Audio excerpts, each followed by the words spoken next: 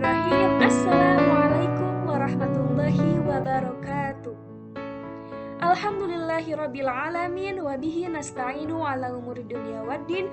Wassalatu wassalamu ala ashrafil anbiya'i wal mursalin. Wa ala alihi wa sahbihi ajma'in. Amma ba'du. Pertama-tama saya ucapkan terima kasih kepada dosen pengampu, yaitu Dr. Hajah Ratu Suntiah MAG, dan kepada Dr. Fajar Farhan Hikam yang telah membimbing saya dalam mata kuliah Sejarah Peradaban Islam. Nama saya Dwi Ulfiah. Saya berasal dari jurusan Pendidikan Bahasa Arab di Fakultas Tarbiyah dan Keguruan di Universitas Islam Negeri Sunan Gunung Jati, Bandung. Oke, pada kesempatan kali ini saya Dwi Ulfiah akan menceritakan atau menjelaskan tentang dinasti Mamluk. Yang pertama ada dinasti Mamluk yang berpusat di Mesir, dan juga ada dinasti yang terdapat di India.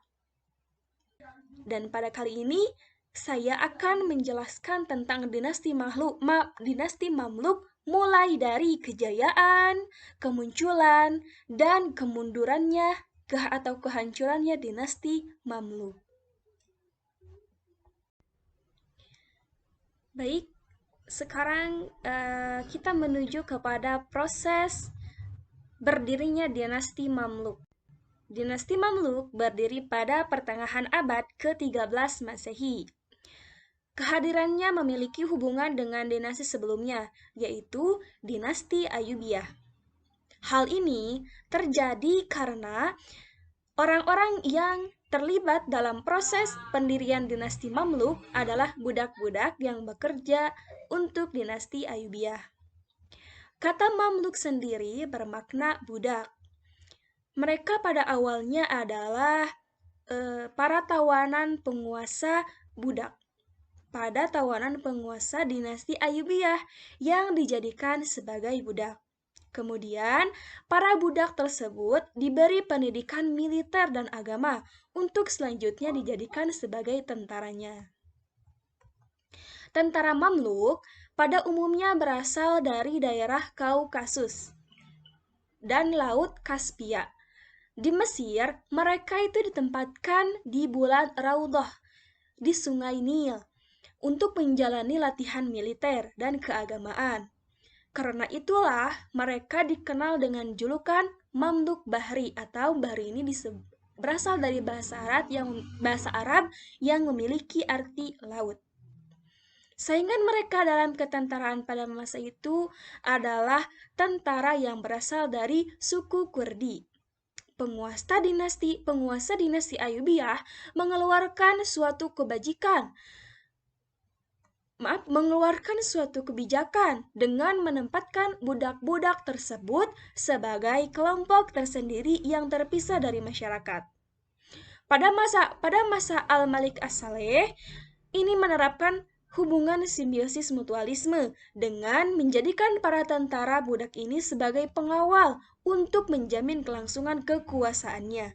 Sebagai imbalannya, mereka mendapatkan hak-hak istimewa, baik dalam penghargaan yang bersifat material maupun dalam karir kemiliteran. Pada masa Al-Malik As-Saleh melihat tentara Mamluk sebagai tentara yang setia dan tidak pernah menunjukkan kemampuannya pada saat perang melawan tentara salib dan saat bersaing dengan rival-rival politiknya. Karena sebab itu, loyalitas tentara Mamluk kemudian berpusat pada pribadi Al-Malik As-Saleh, bukan kepada dinasti sebagai institusi. Kita dapat melihat tentara Mamluk lebih sebagai tentara pribadi daripada tentara militer sebuah dinasti. Kemudian pada tahun 1250 Masehi, tentara Mamluk di bawah komando Aibak dan Baibars berupaya untuk melakukan kudeta politik melalui serangkaian perebutan kekuasaan. Puncaknya mereka berhasil membunuh Turansyah. Kepemimpinan Al-Dur berlangsung tiga bulan ketika para amir melihat kerabatnya yang juga panglima utama kerajaan Izzuddin Aibak sebagai sultan. Ia kemudian memutuskan untuk menikah dengan pimpinan Mamluk tersebut dan menyerahkan tampuk kekuasaannya kepadanya sambil berharap dapat terus berkuasa di balik layar. Kemudian, untuk mengambil simpati keluarga Ayyubiyah, Aibak mengangkat seorang keturunan Ayyubiyah yang bernama Musa sebagai penguasa. Namun, Musa pada akhirnya dibunuh juga oleh Aibak. Dengan tewasnya Musa di tangan Aibak, keberadaannya dinasti Ayyubiyah pun berakhir dan menandai awal dari kemunculan dinasti Mamluk. Yang pertama itu ada dinasti Mamluk Bahri dan Burji. Sebelum kita membahas lebih lanjut mengenai perkembangan dinasti Mamluk, akan lebih baik jika kita mengetahui tentang kategorisasi penguasaan dinasti Mamluk. Kita membagi menjadi dua, yaitu dinasti Bahri dan Burji. Pertama, Mamluk Bahri. Pada awalnya adalah budak-budak yang dibeli Sultan As-Salih dari dinasti Ayyubiyah yang menempatkan budak-budaknya di pulau kecil Raudah di banjaran Sungai Nil. Di pulau ini, para budak dididik pendidikan agama dan kemiliteran karena mereka memang disiapkan menjadi pengawal sultan. Kebanyakan mereka berasal dari ras Turki dan Mongol. Kedua yaitu Mamluk Burji. Mereka terdiri atas budak-budak dan yang diimpor selanjutnya. Awalnya mereka juga memiliki tugas seperti pengawal. Tetapi kelompok ini dibentuk oleh Kulawun, Raja Mamluk Bahri. Kebanyakan mereka berasal dari Sirkasius, kemudian ditempatkan di menara-menara benteng. Baik, di sini sekarang kita bahas tentang puncak kejayaan dinasti Mamluk. Puncak kejayaan dinasti Mamluk yang pertama adalah pemerintahan Baibar. Sultan Mamluk yang paling berjaya adalah Al-Malik Al-Zahir, Ruk al-Din Baibar al-Bunduk. Pada awalnya ia adalah seorang budak dari Turki sama seperti Aibak. Ketika usia muda dijual ke Damaskus seharga 800 dirham, tetapi kemudian dikembalikan lagi karena ada cacat pada salah satu mata birunya. As-Salih kemudian mengangkatnya sebagai pimpinan pasukan pengawal. Setelah itu, karir militernya berjalan lancar dan cepat, sehingga berhasil mendapatkan komando militer tertinggi di negeri itu. Dengan tubuh yang tinggi, kulit yang gelap, pemberani, dan energik, ia memiliki kualitas kepemimpinan dibanding laki-laki yang lain. Menurut Philip Kitty, Baibar menjadi Mamluk Agung yang pertama penguasa dan pendiri sejati kekuasaan Mamluk. Kemenangan pertamanya ia dapatkan dalam peperangan melawan Mongol di Perang Ain Jalut. Tetapi puncak ketenarannya didapatkan berkat perjuangan melawan tentara salib. Perlawanan ini menghancurkan inti pertahanan pasukan perang dan memungkinkan terwujudnya kemenangan yang diraih oleh para penerusnya, yaitu Kalawun dan Asyaraf.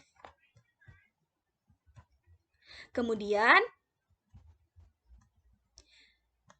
kejayaan yang kedua adalah pemerintahan Kalawun. Setelah Baibar meninggal, pemimpin dari dinasti Mamluk yang paling terkenal adalah Al-Malik Al-Mansur Shaf al-Din Kalawun. Seperti pendahuluannya, ia adalah seorang budak dari Turki, tempatnya dari Kiphak. Kalawun muda kemudian dibawa ke Mesir dan dijual kepada As-Salih. Ia mengamankan tahta dengan menyingkirkan para pesaingnya. Salamishi, putra Baibar yang berusia 7 tahun yang menggantikan saudaranya Barokah berusia 9 19 tahun yang gemar berfoya-foya. Kalawun merupakan satu-satunya penguasa Mamluk yang keturunannya berlanjut hingga generasi keempat Bahri. Bahri terakhir Asalih Hajj adalah cicitnya. Tak lama setelah Kulawun mendapatkan dirinya sebagai penguasa, Ikhan Mongol dari Persia mulai mengancam wilayah kekuasaan di Suriah. Di antara pemimpin Mongol, Abaka putra Hulagu dan penerusnya, serta putranya Argum condong berpihak pada kaum Kristen dan terlibat dalam negosiasi dengan Paus dan beberapa bangsawan Eropa lainnya yang mendesak dilakukannya perang salib baru dengan tujuan menyingkirkan Mesir dari Suriah. Kulawun berhasil mengalahkan Abawa dan pertempuran Amesa tahun 1280, meskipun Abawa didukung pasukan berjumlah besar dan tambahan pasukan dari Armenia, Perancis, dan Georgia. Kebijakan Kulau antara lain ketika menyerang Armenia kecil karena mereka membantu pasukan Mongol dan kastil-kastil tentara salib dihancurkan. Tripoli yang pernah di bumi hanguskan dibangun kembali beberapa tahun kemudian. Baik, sekarang kita menuju ke pembahasan selanjutnya, yaitu kehancuran dan kemunduran dinasti Mamluk. Setelah masa Baibar dan Kalawun, tidak ditemukan lagi figur sultan seperti mereka, sehingga kondisi dinasti Mamluk pun menjadi sangat buruk dan puncaknya ketika Mesir menjadi daerah kekuasaan Utsmani. Setelah Sultan Salim dari Utsmani berhasil mengalahkan Tumanbay atau dia adalah sultan terakhir Mamluk di pertempuran 22 Juni 1517 Masehi. Pada bagian ini kita akan membahas tentang faktor-faktor yang menjadi penyebab kemunduran dan runtuhnya dinasti Mamluk. Baik, di sini ada 4 faktor tentang keruntuhan dinasti Mamluk. Yang pertama, ada konflik perebutan kekuasaan. Konflik politik intern yang sebelumnya terjadi di keluarga Ayyubiyah kembali terjadi pada pemerintahan dinasti Mamluk.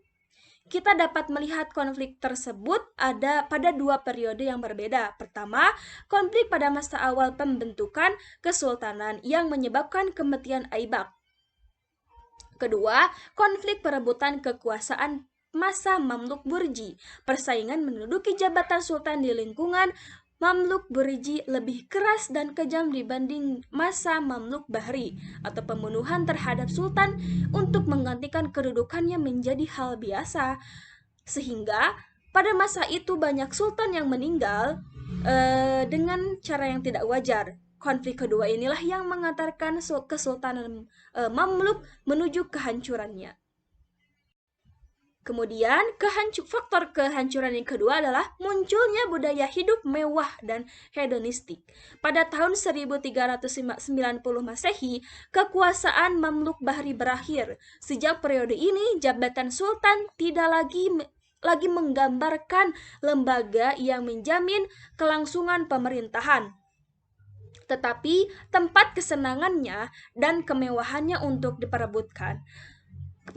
Penggunaan uang negara untuk kemewahan sultan. Faktor kemunduran dinasti Mamluk yang ketiga adalah rusaknya moralitas para penguasa dan lemahnya kontrol pendidikan agama. Faktor yang keempat yaitu munculnya Turki Utsmani. Berikutlah sejarah tentang dinasti Mamluk, yang mana tadi kita telah membahas dinasti Mamluk mulai dari kemunculannya dinasti Mamluk, kemudian kejayaannya dinasti Mamluk, dan kemundurannya dinasti Mamluk. Semoga dapat bermanfaat untuk semuanya. Terima kasih atas perhatiannya. Wassalamualaikum warahmatullahi wabarakatuh.